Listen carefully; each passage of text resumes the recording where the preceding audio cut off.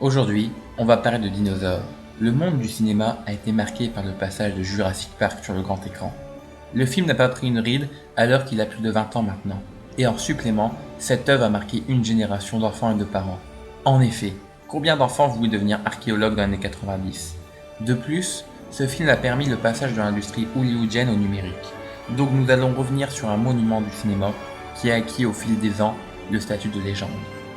Le scénario, écrit par David Koepp et Michael Crichton, d'après la propre œuvre de ce dernier, s'avère être extrêmement intelligente. Nous sommes captivés tout le long par cet intelligent divertissement. Le film va traiter de beaucoup de problématiques assez graves comme le clonage, le complexe de supériorité de l'homme et essaye de répondre à des questions. Est-ce que l'homme peut tout se permettre en égard d'un avancement scientifique? Le film nous lance toujours des pistes de réponse, mais sans être trop moralisateur. Le récit est très réaliste, en voyant certaines avancées scientifiques, comme Dolly, dans les années 2000. Nous pouvons penser que ce parc aurait pu exister, ce qui permet de se laisser transporter assez facilement par le film. Visuellement, c'est très réussi, et même encore maintenant, les effets spéciaux sont très convaincants.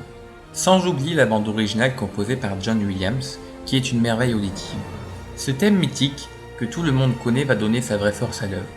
Ce thème permet de lui conférer une statue d'œuvre culte. Quand j'entends ces notes, il faut dire qu'un frisson traverse mon corps, car elles sont emplies de nostalgie et de souvenirs.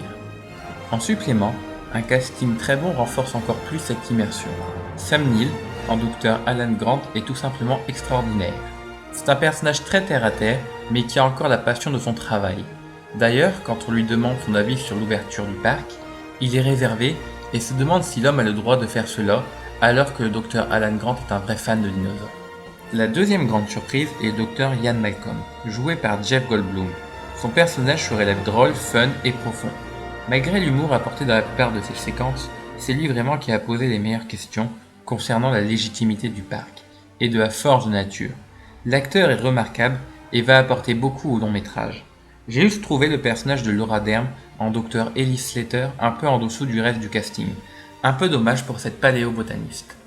Je ne me lasse jamais de regarder ce film-là, car avec un scénario couplant l'intelligence et le divertissement, un casting riche et une mise en scène quasi parfaite qui possède beaucoup de très jolis plans, c'est un film grand public, un blockbuster, mais qui n'est pas vide. Il possède beaucoup de messages forts, et cela fait de lui une œuvre culte. Ce film est un des plus gros succès du cinéma, sorti en 1993, avec 900 millions d'entrées, ce film a dépassé l'œuvre culte et est devenu une légende.